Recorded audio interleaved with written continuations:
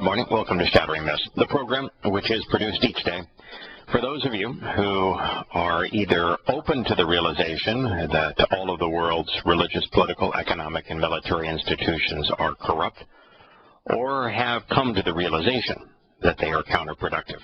I am Yahowah. Our number, if you'd like to join us anytime over the next 2 hours, is toll-free 877-300-7645. This next story I have a different view towards than many. It is out of Syria. It pertains to the Islamic State and to Roman antiquities. Militants for the Islamic State set off explosives at a temple in the ancient ruins of Palmyra in Syria. Activists and government officials said on Monday. Actually, they said on Sunday. They're confirming it today. Continuing a pattern of destruction that they have visited upon historical sites across the territory they control in Syria as well as Iraq. The Syrian Observatory for Human Rights, an activist and monitoring group based in Britain, said Sunday in a statement that the Islamic State fighters had detonated a large quantity of explosives and that they had arranged these explosives to bring down the temple of Baal-Shamin. Baal-Shamin. Baal. You know what that is, the word meaning? Well, isn't that the name of the adversary? Yeah, Baal. That means Lord. And what's interesting, of course, is in this land now conquered by and under the auspices of Islam, where Arabic is the language that has been imposed, the temple bears a Hebrew name. Now, Bel is the Babylonian and Persian name of the same god. Of course, the same two consonants. The difference is the vowel, and I think actually the vowel is the same in Bel and Baal, just pronounced differently. But Baal means the Lord. It's the one who owns, the one who controls. It was the primary deity of most ancient religions, including the Roman religion, had a Baal, and the Romans were very accommodating to have a Baal, as were the Assyrians, as were the Babylonians, as were many throughout this region. And the Baal is the first name used of the god of Islam. If you rearrange the Quran chronologically, the name first ascribed to the Islamic god is Baal. Then he becomes Ar-Rahman, and finally migrates to Allah about the time of the satanic verses when Muhammad was booted out of Mecca in shame. The Shamin aspect is also from the Hebrew. It's Shamaim. Shamaim is Hebrew for the spiritual realm, the heavens. So this is the Lord of the heavens. Gee, I wonder who wants to be the Lord of the heavens, who wants to be worshipped as the Lord of the heavens, who wants to be seen as owning and controlling the heavens. That would be Hasatan, Satan. And so this is just another in many affirmations that Yahowah was accurate when he ascribed the name Baal, the Lord, to Satan, and that he uses it throughout the Torah, prophets, and Psalms. And so when you're being religious, and whether it be a Muslim, a religious rabbinic Jew, or a Christian, and you use the name Lord, you are referring to this same adversarial spirit. An adversarial spirit that Yahowah, who created him, says is Hasatan, Hebrew for adversary. So here they tore down the temple. Now, that temple wasn't going to last very much longer. Yahowah himself was going to cleanse the earth. As a matter of fact, I'm reading right now the the 27th or 28th chapter of Yahowah, Isaiah. I think it's 28. I've begun translating it because a friend of mine, William in Florida, who listens not only to this program but mostly listens to the Shabbat program we do on Blog Talk Radio on Fridays, sent me an insight saying that it is apparent that the ultimate human adversary, the man who was controlled by his own admission by this same adversary, demon-possessed, Paul, the author of half the Christian New Testament, is mentioned in this prophecy from Yahowah, where Yahowah calls Shaul death, and where he makes the same statements about Shaul, the name of Paul, as I say, the founder of the Christian religion and author of half the Christian New Testament, that he makes the same comments, the same predictions about him that he makes in Chabauk. And so I was reading it and translating it. As I began to translate it, I noticed that Yahowah says that he is going to send a deluge from heaven to cleanse the earth, and that he is doing it because of the corruption primarily of Ephraim, of those not related to Yah. But that means that temples like this will be gone. In fact, all religious facilities, all human monuments to politics and religion will be wiped away. Now, part of me says that leaving these monuments to a horrid human past, coliseums and amphitheaters and temples, has an advantage. And it's the same advantage that the Quran has. The Quran's only advantage is that if you read it, you will come to understand the corrupt nature of Islam. Why Islam promotes 99% of the terrorist acts in the world. Why Muslims kidnap, enslave, and then rape little girls. And so it's important to have the book available so that it can be read and therefore convey important information about how pathetic, how putrid, how destructive, how deadly the religion of Islam is. And I say the same thing about temples like this. By maintaining it, you come to know that there is a serious problem with calling God Lord, because that was the principal name of the most prominent pagan god of all time. So that's advantageous. It's advantageous to know that the popularity of a religion doesn't make it true. There aren't even 1% of people today that would acknowledge the paganism practiced by Rome, Greece, Babylon, Persia, Assyria, Egypt, that the religions that were practiced by virtually everyone in those countries and that were practiced worldwide, very few, maybe a fraction of 1% would view them as true today, and yet these monuments are testament that it was the primary, almost ubiquitous belief system back 2,000 years ago. So it helps people have a better appreciation for understanding this objection that, for example, Christians and Muslims have to evidence that proves their religions are false.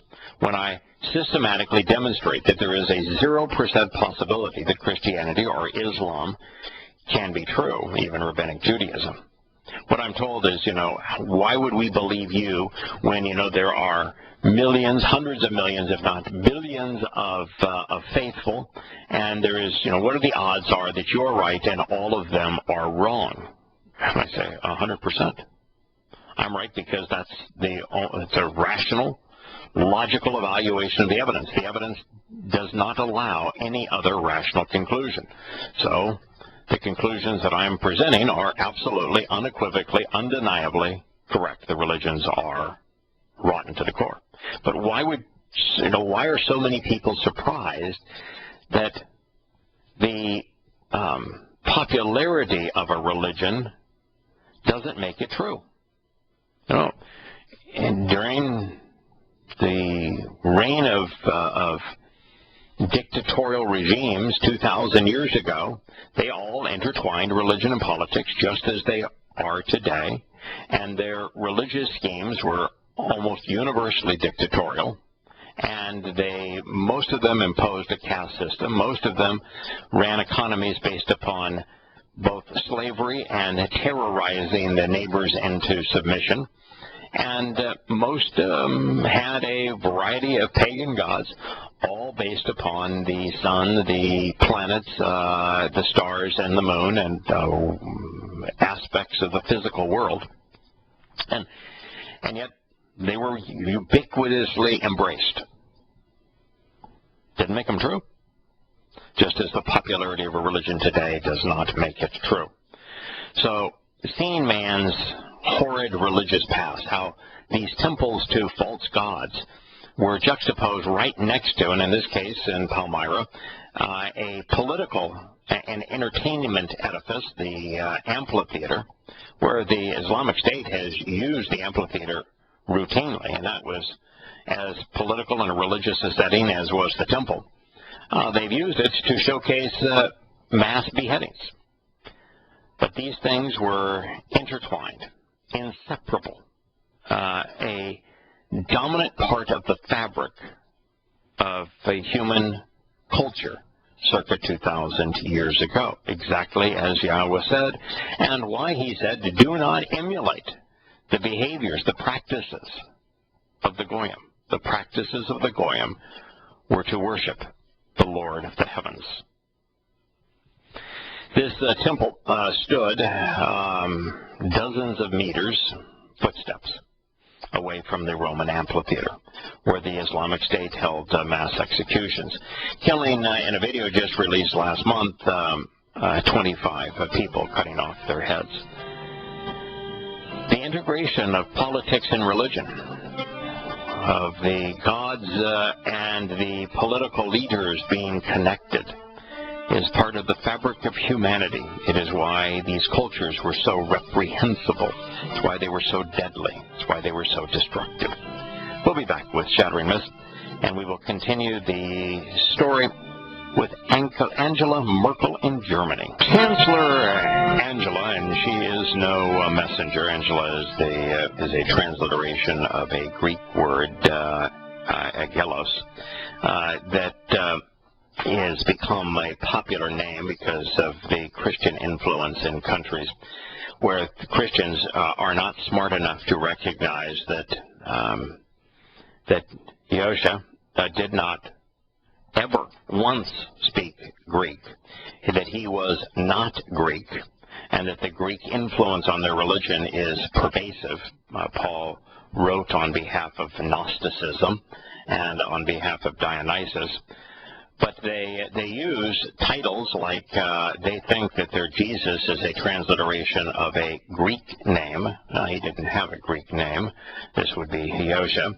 And then their name of the religion, Christianity, is a extrapolation and transliteration of a Greek word, Christos, which means from Christos, to be drugged, not recognizing that he didn't have a Greek title. But nonetheless, she is named Angela after agelos, the Greek word, and she is no messenger, at least not of Yahowah. She condemned on Monday violent protests against refugees that erupted over the weekend in Germany, blaming them on right-wing extremists who were bent on speaking a disgusting message of hatred. Now, I'm going to tell you that those who were part of the protest are pretty disgusting. And they are right-wing wackos. They're a huge percentage are neo-Nazis. I don't know what percentage, but a substantial percentage of neo-Nazis. A lot of Heil Hitler in their rhetoric. And a significant number of the protesters are protesting from the standard right-wing, classic right-wing position of patriotism of this is my country, you're not going to change it. If you come in, you're going to change it, and I'm not going to allow you to change it, and my country is mine, I'm not going to share it with you. That is the right-wing wacko position that is opposed by many people, including myself. Now, in this particular case, the refugees are Muslims, and they're bringing Islam with them. So they have a point, if they can articulate it peacefully. And that's what you need to do, folks. You know, if you want to be opposed to something, and there's nothing wrong with hating Islam. It's the right thing to do. It's not disgusting to hate Islam. It's disgusting to accommodate Islam. It's disgusting to invite this poison that leads to terrorism and pedophilia and rape and slavery and indoctrination and destruction and death into your home. That's what's disgusting. That's what's hateful, is what Angela Merkel is endorsing.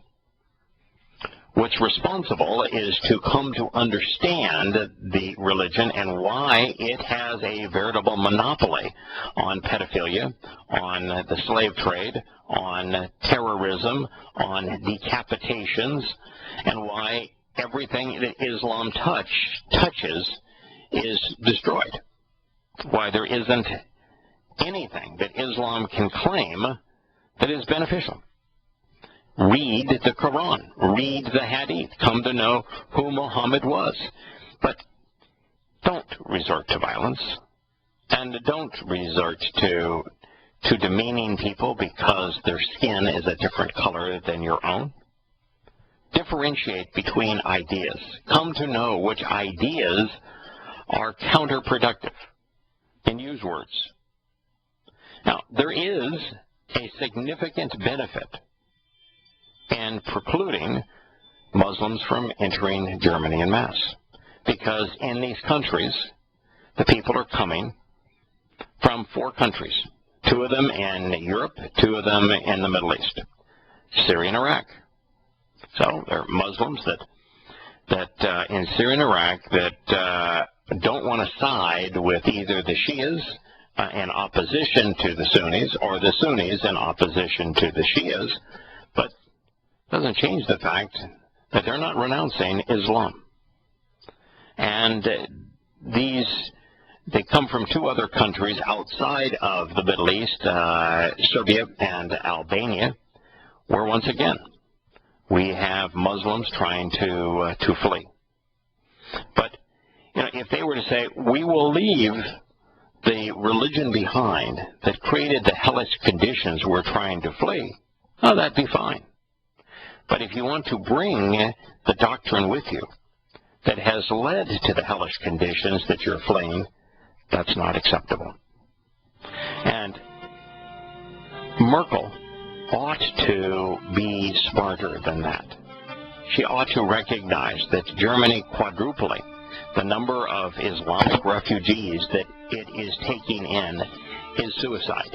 It's like saying, you know, I think that what I want to do is round up as many rats infested with the bubonic plague as possible and have at least one live in every German's home. I'd like to return to a story we were covering because I think it's related to the Angela Merkel comments. Now, Angela Merkel said that these protesters who are protesting the influx of Muslims into Germany won't be accepted, that the German government won't give an inch towards them. In other words, the German government will continue to allow an influx of Muslims, and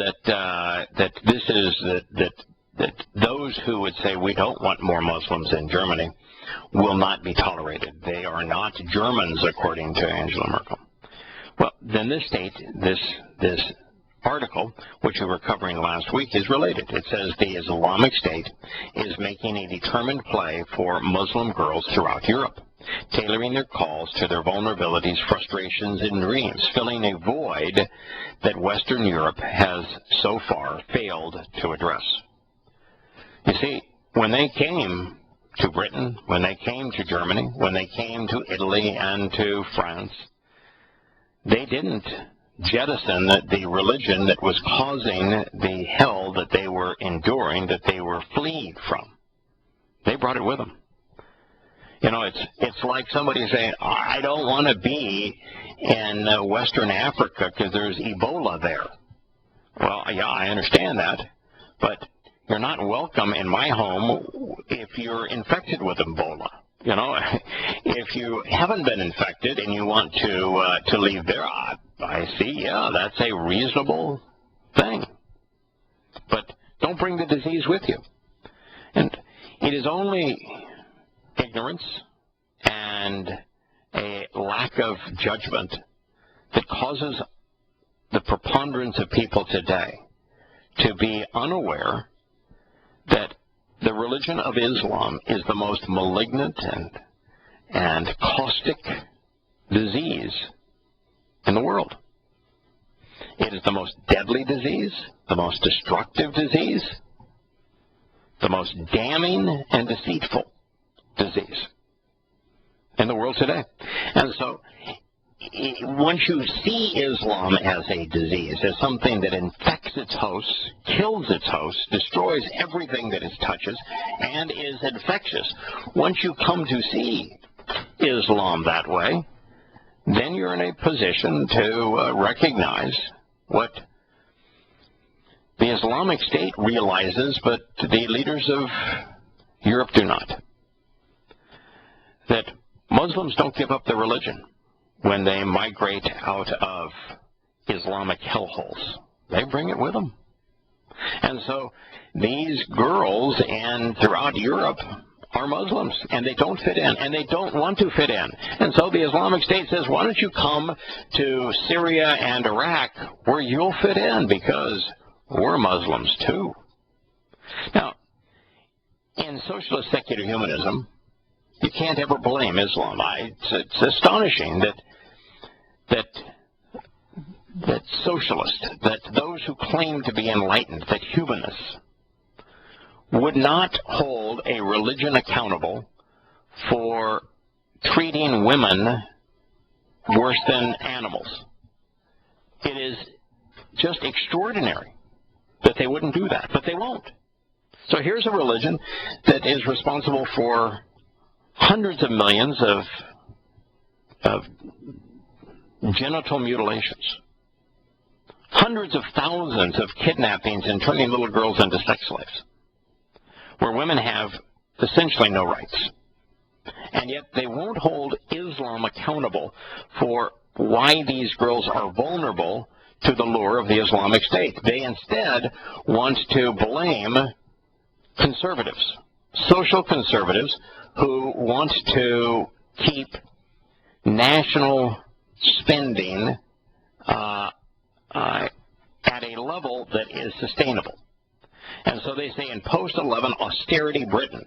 So they want to blame those who would balance a budget, who wouldn't bankrupt the country for these girls being vulnerable and buffeted by a growing hostility towards Islam. And they're incapable, the liberal, the socialist secular humanist, incapable of recognizing why the only rational response is to be hostile to Islam. And if you're not hostile to rape, then there's something wrong with you. And in Islam, rape is legal. If you're not hostile to pedophilia, there's something wrong with you. But in Islam, pedophilia is legal. If you're not opposed to terrorism, then there's something wrong with you. But yet Islam endorses terrorism, encourages terrorism, and perpetrates 99% of the world's terrorist acts. So, of course you should be hostile to Islam. You should be hostile to anything that preys on defenseless people, killing them. Anything this destructive and this deceitful, this immoral, this perverted, ought to be hated. But the socialist secular humanists, steeped in the religion, like most religious people, is incapable of applying evidence and reason to understanding the appropriateness of being hostile to Islam. And so they again want to blame what they would view as conservatives for the plight of these girls. That it's the conservative that's creating the austerity. It's the conservative that is creating a misguided and growing hostility towards Islam. And then they say, and deep spending cuts, and there are no deep spending cuts. I mean, the fact is that Great Britain, like the rest of Europe, is out of control, as is the United States. Every problem is to be resolved by throwing money at it. And all they're making is the situation worse. They're creating a dependency culture where no one takes any responsibility. And he says that these things have affected these women, and that they come to resent Western freedom. Yeah, in Islam, they hate freedom. But, of course, this journalist, being indoctrinated in political correctness, has no concept of that. They have no concept of why Islam is opposed to freedom. And all they'd have to do is look up the word Islam in Arabic. It means to submit, to surrender. Islam is the antithesis of freedom. Muhammad spoke of no choices. The Quran says there is no choice for a Muslim. The Quran is explicit. There is no freedom for Muslims. And so they resent Western freedoms. They also see that they, as this article says, they resent the opportunities their parents sought out. Why? Because what Europe has done, what the United States has done, is create a dependency culture. Governments offer incentives not to be productive, to be dependent. And when you do that, it actually creates a character flaw, a lack of responsibility, a lack of initiative. And if there's nothing that is more depressing than being a parasite. You have no purpose in life. There's no reason to get up in the morning. You're not accomplishing anything. You're not contributing anything. It's why Yahowah created the covenant as a relationship where we engage, and where he based it on the family model, where the more you contribute, the more you get out of it. The more you give, the more you get. But if you don't give, you get nothing. If you don't contribute, there is no benefit. Well, that's human nature. That's how Yahowah has designed us. And so those who do not contribute, who become dependents, come to resent the opportunities. Because, well, what if I actually did something productive with my life? Then all of these dependency indulgences wouldn't come my way. And then they see Western fashions as sexualizing girls from an early age. And yet they are drawn to a religion that turns tens of thousands, if not hundreds of thousands, of little girls into sex slaves. And somehow they see the apparel offered by Western institutions as more perverting and perverted than pedophilia, than kidnapping and enslaving and holding auctions for tens of thousands of little girls. I mean, imagine you've gone that far out of your way to be irrational, but you're going to sacrifice your life to something this unreasonable. And you can't make that distinction. And this person writing the article is incapable of making that distinction, that contrast, that how somebody could view apparel as something to be disgusted by, but yet embrace the organization that has kidnapped and enslaved and gang raped and sold as sex slaves tens of thousands of little girls. I mean, if you're making a comparison between the two, you've got a Mount Everest versus a sandcastle on the beach. And yet, indoctrinated and politically correct institutions, they're not even capable of seeing it. So who's to blame? Islam for sure.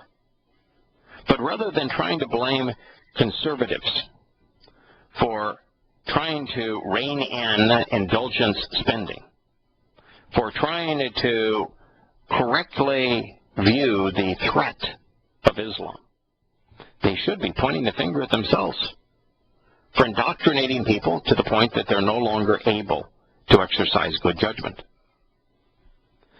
These women, according to this article, see the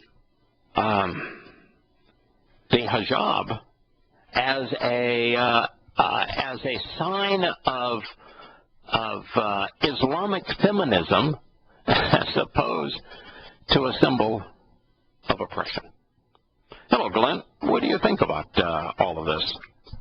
Well, I think you can have your choice of the hijab, or if you want to go the other way, you could go to the women defending their right to bare their breasts in New York streets. You know, I'm going to side with the women who want to bare their breasts. I don't have any trouble.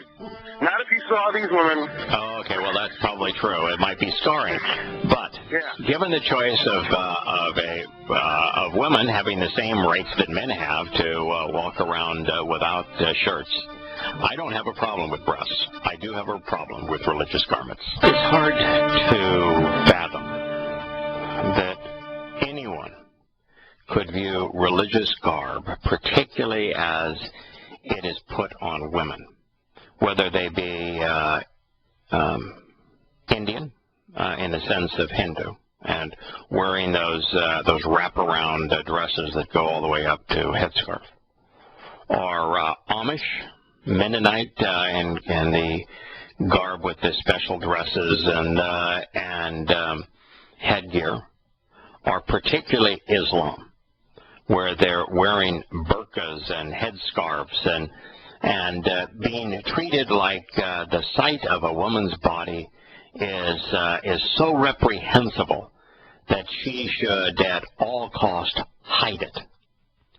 She should live under a tent, and that people don't see that as oppressive. And how could you be more oppressive than to tell somebody your physical appearance is so disruptive, so inappropriate for anyone to see, that you need to go out covering every aspect of your body up. Only your toes and fingers can be seen. Wow. So, Glenn, if the choice is to see breasts or to see a person submit to that kind of oppressive treatment, I'm going to vote for breasts every day. I don't know if we've lost Glenn, but I am repulsed every time I see somebody in religious garb, particularly a Muslim. Hello. Yeah, hi, Glenn. Here. Yeah, so what are you doing? You're fixated on with the ugly breasts of scarring? Yeah, it's a study in extremes. You know, they do, the job does allow the eyes to be seen, too, of course. And let's not forget the funky period clothing of the Orthodox and Hasidic Jews. I find that especially amusing. Oh, I think that if I look at the Shahs, the ultra-Orthodox Jews and Israel, particularly here the men and their black hats and their little curly Q coming down their heads and their ugly black suits and just, you know, it's kind of like the Amish men, you know, all dressed in black, and you just go, God, are you going to a funeral? You know, what about life don't you like? What about color and what about light are you opposed to? Well, what's interesting about the Jews is, but the Amish, at least, they're Luddites, they're, you know, separate, cultural separatists.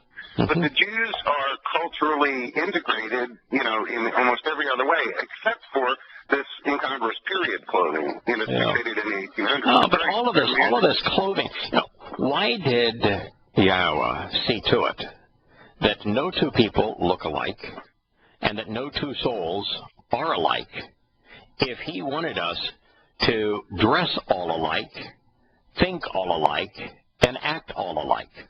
Wouldn't that be counterproductive?